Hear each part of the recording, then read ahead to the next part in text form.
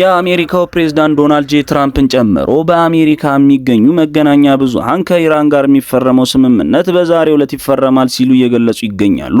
ኢራንም በበኩሏ እንደከዚህ ቀደሙ ለስምምነት ተቃርበናል እንጂ አልተጠናቀቀም ወይም የሚፈረምና የተጠናቀቀ ስምምነት እስካሁን የለም፣ ገና እየተነጋገርን ነው ብላለች። የአሜሪካው ፕሬዝዳንት ዶናልድ ጄ ትራምፕ መለስ ብለው ወደ ቀድሞ የተለመደ ዛቻቸው ተመልሰዋል። ይህ ስምምነት በዛሬው ዕለት ካልተፈረመ ኢራንን አወድማታለሁ ብለዋል። የካሊፎርኒያው ሴናተር አዳም ሼፍ ፕሬዝዳንት እንደገለጹት የእጅ መስጠት ሰነድ ሲሉ ጠርተውታል። ይህ እጅግ በጣም አስከፊ ስምምነት ነው። ትራምፕ ለኢራን ጠቅላይ መሪ ያቀረቡት የእጅ መስጫ ሰነድ መባል ይችላል ብለዋል። 100 ቢሊዮን የአሜሪካን ዶላር የግብር ከፋዮችን ገንዘብ በዚህ ጦርነት ላይ ፈሷል።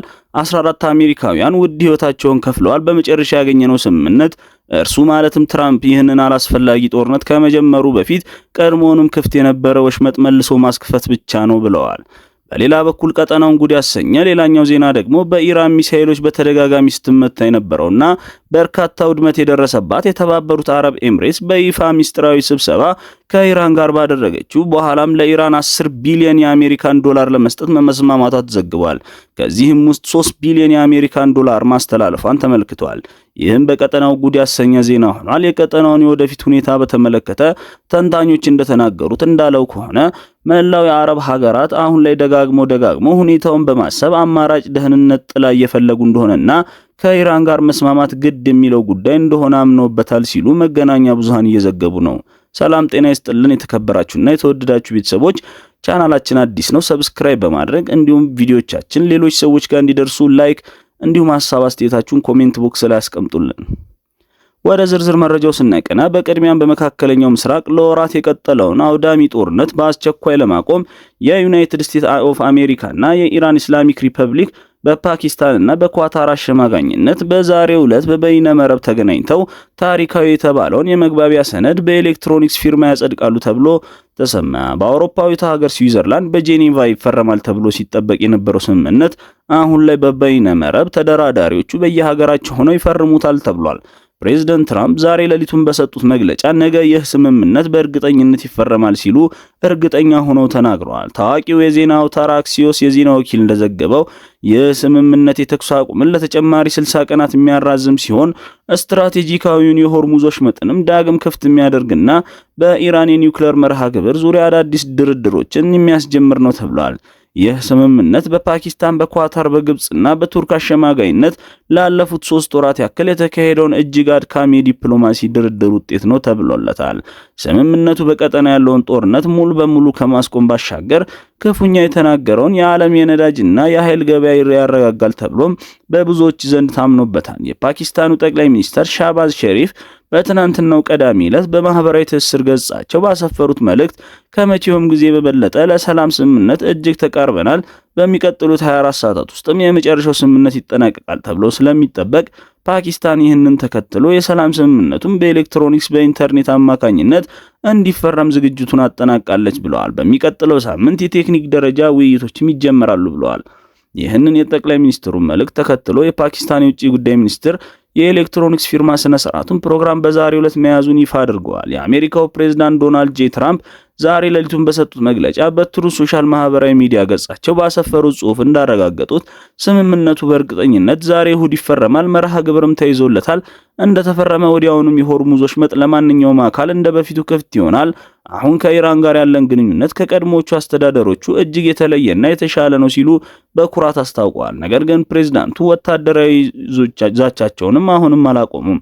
ጊዜው ሲደርስና ሁሉም ነገር ሲረጋጋ ውብ በሆኑት የቤቱ ፈንጂ አውሮፕላኖችና በብሩህ አብራሪዎቻቸው አማካኝነት በጥልቅ የግራናይት ተራራዎች ስር የተቀበረውን የኒውክሌር ትቢያ ገብተን ከኢራን ውስጥ ነጥቀን እናወጣለን። ከዚያም ኢራንም ሆነ አሜሪካ ውስጥ አምጥተን በማሟሟት እናጠፋለን ብለዋል። ትራምፕ አክለውም ይህ የሰላም ስምምነት በፍጥነት በቀላሉ ያለምንም እንከንን የማይተገበር ከሆነ ዳግም ወታደራዊ ኃይል እጠቀማለሁ፣ ኢራንም ወየውላት ሲሉ እንደ ሁልጊዜው ሚዲያውን ያሰለቸ በኢራን ላይ ዛቻ አሰምተዋል።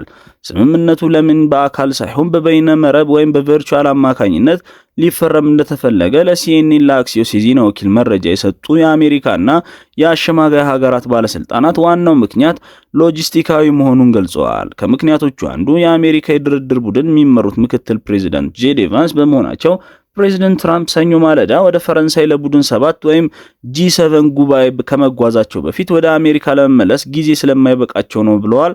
ፕሬዚደንት ትራምፕ ማክሰኞ ዕለት በፈረንሳይ ከሚገኙት መሪዎች እንዲሁም ከግብጽ፣ ከኳታርና የተባበሩት አረብ ኤምሬትስ መሪዎች ጋር ወሳኝ የተባለ ስብሰባ በሚስጥር እንደሚያካሂዱ የአሜሪካ ባለስልጣናት አረጋግጠዋል። የሳውዲ አረቢያው አልጋ ወራሽ ልዑል መሐመድ ቢን ሰልማን ኤምቢሲ የተጋበዙ ቢሆንም በጊዜ ሰሌዳ ምክንያት እንደማይገኙ ተገልጿል። የእስራኤሉ ጠቅላይ ሚኒስትር ቤንያሚን ኔታንያሁ በዚህ ስብሰባ ላይ እንደማይሳተፉም ታውቋል። በዚህ የጂ7 ስብሰባ ጎን ለጎን ትራምፕ ከሶስቱ የአረብ መሪዎች ጋር በዋነኝነት ከኢራን ጋር ስለተደረሰው ስምምነትና ከጦርነቱ ማክተም በኋላ በቀጠናው ስለሚኖሩ የኢኮኖሚና የሰላም እድሎች ይመክራሉ ብለዋል። ሌላው አብይ አጀንዳ የሚሆነው የሆርሙዝ ወሽመጥን ከፈንጂዎች ለማጽዳት ብሪቴንያና ፈረንሳይ እየሰሩበት ያለውን ዓለም አቀፍ ጥምረት ይሆናል። የብሪቴንያው መሪ ሰር ኪር ቅዳሜ ዕለት ከትራምፕ ጋር በስልክ መነጋገራቸው ተዘግቧል። ማንኛውም ስምምነት ዘላቂ አስተማማኝ ሰላም ሊያመጣ ይገባል ሲሉም በጥብቅ አሳስበዋል። ምንም እንኳን ፕሬዚደንት ትራምፕ እና የፓኪስታን አሸማጋዮች ስምምነቱ ዛሬ እንደሚፈረም በልበ ሙሉነት እየተናገሩ ቢሆንም ኢራን ግን እጅግ የጠነከረ ጥንቃቄ እያሳየች ይመስላል። የኢራኑ ታስኒም የዜና ወኪል የኢራን ውጭ ጉዳይ ሚኒስተር ቃል አቀባይ ኢስማኤል ባጋይን ጠቅሶ እንደዘገበው ከሆነ ስምምነቱ በዛሬው ዕለት አይፈረምም ብለዋል። ባጋይ ለዜና ወኪል እንዳብራሩት በቀጣዮቹ ቀናት ውስጥ ስምምነቱን ሊፈርም የሚችልበት ጠባብ ዕድል አለው። ነገር ግን ሌላኛው ወገን ማለትም አሜሪካ ባለው ከፍተኛ አለመረጋጋት ምክንያት ስለ ሂደቱ የሚወጣው መግለጫዎችን መጠንቀቅ አለባቸው፣ ዝም ብለው መናገር የለባቸውም ብለዋል። ይህ በአሜሪካና በኢራን መካከል የሚደረግ የመጨረሻ ስምምነት ሳይሆን ጦርነቱ ማክተሙን የሚያሳውቅና ዋና ዋና የልዩነት ነጥቦችን የሚያስቀምጥ የመግባቢያ ሰነድ እንጂ ስምምነት አይደለም ብለዋል። የአሜሪካ መንግስት በቅርቡ በረቂቅ ስምምነቱ ላይ ባለ 14 ነጥቦች ማሻሻያዎችን ለማድረግ ጥረት አድርጎ የነበረ ቢሆንም ኢራን እነዚህን ማሻሻያዎች ውድቅ በማድረጓ ማንሳቷን በኳታር በኩል አሳውቃለች። ኢራን በቀይ መስመሮቿ ላይ በፍጹም እንደማትደራደርም ገልጻለች። በሌላ በኩል በአሜሪካው የውስጥ ፖለቲካዊ ዲሞክራት ፓርቲ አባላት በትራምፕ የሰላም እቅድ ላይ ብርቱ ትችት እየሰነዘሩ ነው። የካሊፎርኒያው ሴናተር አዳም ሼፍ ፕሬዝዳንቱ ጦርነት አብቅቷል ይላሉ። ልክ ቢሆን እመኛለሁ፣ ነገር ግን እንዲህ ያሉ የፈረሱ ቃል ኪዳኖች ከዚህ ቀደም በተደጋጋሚ ሰምተናል ብለዋል። አዳዲስ ጦርነቶች ጀምረዋል እንጂ ያመጡት የሰላም የለም። ይህ ደግሞ የአሜሪካን ሕዝብ ክፉኛ ጎድቶታል ባይ ናቸው። ኮንግረስማን ሴዝ ሞልተን ለኤምኤስ ኒው በሰጡት ቃለ ምልልስ እንደገለጹት የእጅ መስጫ ሰነድ ሲሉትም ጠርተውታል። ይህ እጅግ በጣም አስከፊ ስምምነት ነው። ትራምፕ ለኢራን ጠቅላይ መሪ ያቀረቡት የእጅ መስጫ ሰነድ መባል ይችላል ብለዋል። 100 ቢሊዮን የአሜሪካን ዶላር የግብር ከፋዮችን ገንዘብ በዚህ ጦርነት ላይ ፈሷል። 14 አሜሪካውያን ውድ ህይወታቸውን ከፍለው ሞተዋል። በመጨረሻ ያገኘነው ስምምነት እርሱ ማለትም ትራምፕ ይህንን አላስፈላጊ ጦርነት ከመጀመሩ በፊት ቀድሞውንም ክፍት የነበረውን ወሽመጥ መልሶ መክፈት ብቻ ነው። ይህ እንዴት ድል ሊባል ይቻላል? በጣም የሚያሳዝንና የሚያሳፍር ነው ብለውታል። ይህ በዚህ እንዳለ በቀጠናው ከታዩት እጅግ አስገራሚ ፖለቲካዊ ለውጦች መካከል የተባበሩት አረብ ኤምሬትስ በኢራን ላይ የነበራትን ወታደራዊ ጥቃት ለማቆም ስትል ለኢራን በቢሊዮን የሚቆጠር ዶላር ለመክፈል መስማማቷ ነው። የእንግሊዙ መገናኛ ብዙሃን ሮይተርስ እና በርካታ የደህንነት ምንጮችን ጠቅሶ እንደዘገበው ኤምሬትስ ከዚህ ቀድሞ ታግዶ የነበረውን የኢራንን የነዳጅ ገቢ ገንዘብ ልትለቅላት እንደሆነ ተዘግቧል። በቅርብ ሳምንታት ኢራን በኩዌትና በባህሬን ላይ ጥቃት ስትሰነዝር ለወትሮው ስትደቁሳት የነበረችውን የተባበሩት አረብ ኤምሬትስ ላይ ግን ምንም አይነት ጥቃት ሳትፈጽምባት ቆይታለች። ዘገባዎች እንደሚያመለክቱት ኤምሬትስ 10 ቢሊዮን የአሜሪካን ዶላር አካባቢ ለኢራን ለመልቀቅና ለመስጠት የተስማማች ሲሆን ከዚህ ውስጥም ከ3 ቢሊዮን የአሜሪካን ዶላር በላይ የሚሆነው ቀድሞውኑ ለቴህራን ተላልፎ ተሰጥቷል ብለዋል። አንዳንድ የደህንነት ምንጮች አጠቃላይ መጠኑ እስከ 20 ቢሊዮን የአሜሪካን ዶላር ሊደርስ እንደሚችል ይናገራሉ። ይህ ገንዘብ ከኤምሬትስ የራሷ ካዝና ይሁን ወይም ታግዶ ከነበረው የኢራን እሴት የተለቀቀ ይሁን እስካሁን ግልጽ አልታወቀም። የተባበሩት አረብ ኤምሬትስ መንግስት በበኩሉ ይህንን ሪፖርት ያስተባበለ ሲሆን በእኛ የባንክ ስርዓት በኩል የተለቀቀ ምንም አይነት የኢራን ገንዘብ የለም ሲሉ ያስተባበለው የነጩ ቤተ መንግስት ዋይት ሃውስ ምክትል ፕሬዚደንት ጄዲ ቫንስም ቢሆን ኢራን ስምምነት ላይ ስለፈረመች ብቻ ምንም አይነት ገንዘብ በፍጥነት ስለማይሰጣት ክፍያ የሚፈጸመው ግዴታዋን ስታሟላ ብቻ መሆኑን ተናግሯል። ሆኖም የሚስጥራዊ ስምምነት የዱባይን የቱሪዝምና የኢንቨስትመንት ማዕከልነት ከጦርነት አደጋ የታደገ እንዲሁም አሜሪካ ሳትከፍል ኢራን የጦርነት ካሳ ያገኘች መስላ እንድትወጣ የረዳ ብለህ ስትራቴጂ ተደርጎ ይወሰዳል ብለውታል። የኳታርና የኩዌት ውጪ ጉዳይ ሚኒስትሮች በስልክ ባደረጉት ውይይት ይህ የሰላም ሂደት በፍጥነት ተጠናቆ በቀጠናው መረጋጋት እንዲሰፍን ያላቸውን ምኞት ከመግለጽም ባሻገር አሁንም ለኢራን በርካታ ቢሊዮን ዶላሮች ከአረብ ሀገራቱ እንደ ክፍያ ሊቀርብላት እንደሚችል ተዘግቧል። ይህ ለኢራን እንደ ትልቅ ድል ተደርጎ ይወሰዳል ሲሉ ነው በርካታ ተንታኞች እየገለጹ ያሉት። ይህ በዚህ እንዳለ የእስራኤሉ ጠቅላይ ሚኒስትር ቤንያሚን ኔታንያሁ በበኩላቸው የታገደው የኢራን ገንዘብ በፍጹም መለቀቅ የለበትም ብለዋል። በአሜሪካ ላይም በሚስጥር ጫና እያደረጉ እንደሆኑ የወጡ ዘገባዎችን አመልክተዋል። ኔታንያሁ ባወጡት መግለጫ እኔ የእስራኤል ጠቅላይ ሚኒስትር ሆኜ እስካለው ድረስ ኢራን በፍጹም የኒውክሌር መሳሪያ እንዲኖራት አልፈቅድም፣ ይህንን ለማድረግ ደግሞ ሰላም አልሰጣትም ብለዋል። እስራኤል የኢራንን ድርድር በጥርጣሬ የምትመለከት ሲሆን ኢራን በቅንነት እየተደራደረች እንዳልሆነና ይህ የመግባቢያ ሰነድ ወደ ዘላቂ የሰላም ስምምነት እንደማያመራ አጥብቃ ታምናለች። በመጨረሻም አልጀዚራ የዜና አውታር ከኳታር ባወጣው ጥልቅ ትንታኔ መሰረት የአውዳሚ ጦርነት የባህረ ሰላጤው ሀገራት ጂሲሲን የረጅም ጊዜ ደህንነት ስትራቴጂ ሙሉ በሙሉ እንዲከልሱ አስገድዷቸዋል ብለዋል። ዩናይትድ ስቴትስ በመካከለኛው ምስራቅ በ19 የተለያዩ ወታደራዊ ጦር ሰፈሮች ከ40,000 እስከ 50,000 የሚደርሱ ወታደሮችን በመካከለኛው ምስራቅ ያሰፈረች ቢሆንም የኢራን ጦርነት ሲነሳ ግን ይህ የአሜሪካ የደህንነት ዣንጥላ ቀዳዳ የበዛበት ሆኖ ተገኝቷል። በላንግስተር ዩኒቨርሲቲ የዓለም አቀፍ ግንኙነት ፕሮፌሰር የሆኑት ሳይመን ማምቦን ስለ አልጄሪያና ዜና ወኪል በትንታኔ ሲያስረዱ አሜሪካውያን በሀገራቸው ላይ መስፈራቸው ራሱ ሀገራቱን የኢራን ቀጥተኛ ኢላማ አድርጓቸዋል። መልክዓ ምድራቸውን መቀየር አይችሉም። ኢራንም የትም አትሄድም። በመሆኑም አሁን ላይ ሁለቱም አጣጥለው ከኢራን ጋር የመስማማት ሁኔታ ውስጥ እንደሚገቡ እሙን ነው ብለዋል። በመሆኑም የባህረ ሰላጤው ሀገራት ከአሜሪካ ጋር ያላቸውን ወታደራዊ ትስስር እንደጠበቁ ሆነው አዳዲስ የደህንነት አማራጮችን በማፈላለግ ላይ ናቸው ብለዋል።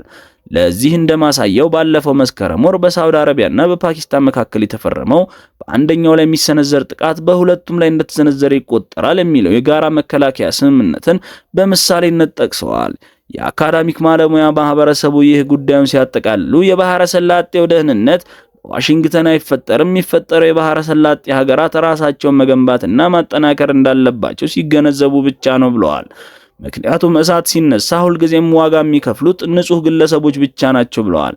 ስለዚህም አሁን የመካከለኛው ምስራቅ ሀገራት በአሜሪካ ላይ ያላቸውን አቋም በመቀየር ደግመውና ደጋግመው በማሰብ ላይ ናቸው ብለዋል። ለዚህም እንደማሳያ ሲጠቅሱ ዩናይትድ አረብ ኤምሬትስ ከኢራን ጋር በሚስጥር ያደረገችው ስብሰባና ለመክፈል የተስማማችው ገንዘብ ምናልባትም ከፍለዋለች የሚባለው ገንዘብ እንደ ዋናነት ጠቅሰዋል። እንዲህ ባለው ሁኔታ ጦርነቱ በአጭር ጊዜ ይጠናቀቃል የሚል ተስፋ ባለመኖሩ ምክንያት አሁን ላይ የአረብ ሀገራቱ ፊታቸውን ወደ ራሳቸው በማዞር ከኢራን ጋር ወደ መስማማቱ እየመጡ እንደሆነ ትልቅ ማሳያ አድርገው አቅርበውታል። ይህ በዚህ እንዳለ ኢራን የቀድሞ ጠቅላይ መሪዋን ለመቅበር የ6 ቀናት የቀብር መርሃ ግብር በይፋ አውጥታለች። ኢራን ለቀድሞ ጠቅላይ መሪ አያቶላ አሊ ኻሜኒን የቀብርና የሐዘን ስነ ስርዓት የ6 ቀን መርሃ ግብር ማውጣቷን የሀገሪቱ መገናኛ ብዙሃን ዘግቧል። አያቶላ አሊ ኻሜኒ አሜሪካና እስራኤል በፈጸሙት ጥቃት መገደላቸው ይታወቃል። ግድያቸው ለ3 አስርት ዓመታት በኢስላሚክ ሪፐብሊክ ሀገር ላይ የነበራቸው መሪነት እንዲያከትም አድርጓል። የቀብር ስነ ስርዓቱ ከሰኔ 27 እስከ ሰኔ 28 የሚጀምር ሲሆን ግብአተ መሬታቸው ደግሞ ሐምሌ 2 2018 በኢማም ሬዛ ቅዱስ ስፍራ እንደሚፈጸም ተመልክቷል። ቀብራቸው አሹራ በመባል በሚታወቀው የኢስላማዊ ዘመን መቁጠሪያ የመጀመሪያ ወርና የነብዩ መሐመድ የልጅ ልጅ ኢማም ሐሰን ቢን አሊ በሞቱበት ቀን በመሆኑ ቁልፍ እንደሆነ ተነግሯል። በቀብሩ መርሃ ግብር ላይ 20 ሚሊዮን ሰዎችን ለማስተናገድ መታቀዱን የቴህራን ባለስልጣናት ለመገናኛ ብዙሃን ነግረዋል። በመጨረሻም ኢራንና አሜሪካ ስምምነት ለመፈራረም የተቃረበው በተባለበት በዚህ ወቅት እስራኤል በሊባኖስ ላይ የአየር ድብደባ መፈጸሟ ተዘግቧል። እስራኤል በደቡብ ሊባኖስ 20 የተለያዩ ስፍራዎች ላይ ከባድ ማጥቃት ማድረጓን የሀገሪቱ መገናኛ ብዙሃን ዘግቧል። እስራኤል ጥቃቱን ከመፈጸሟ በፊት ነዋሪዎች የአካባቢውን ለቀው እንዲወጡ ማስጠንቀቂያ ሰጥታ እንደነበር አስታውቃለች። በታይራ አውራጃ ማራኬ ከተማ ላይ በፈጸማቸው ጥቃት በርካታ ሰዎች መሞታቸውን የሊባኖስ ብሔራዊ የዜና ወኪል ዘግቧል። የእስራኤል ጦር ድብደባውን የፈጸመው የኢራን ውጭ ጉዳይ ሚኒስትር ከአሜሪካ ያደረጉት ድርድር ከስምምነት ጋር ሊደርስ መቃረቡን ከተናገሩ በኋላ ነው። ስምምነቱ ከ3 ወር በላይ የቆየውን ጦርነት ከማክተሙ ማሻገር የሆርሙዞች መጠን ያስከፍታል ብለዋል። የኢራን ውጭ ጉዳይ ሚኒስትር አባስ አራግቺ ስምምነቱ በእስራኤልና በሂዝቦላ መካከል የሚካሄደውን ግጭት ያስቆማል ብለው እንደሚያምኑ ተናግረው ነበር። ከዚህ ቀደም የእስራኤል ጠቅላይ ሚኒስትር ሂዝቦላ ወደ ሰሜን እስራኤል ሮኬቶችን፣ ድሮኖችን ማስወንጨፋ ከቀጠለ ድብደባ እንደሚያካሂድ ነበር የተከበራችሁና የተወደዳችሁ ቤተሰቦች የያዝናቸው መረጃ ይህን ይመስላሉ።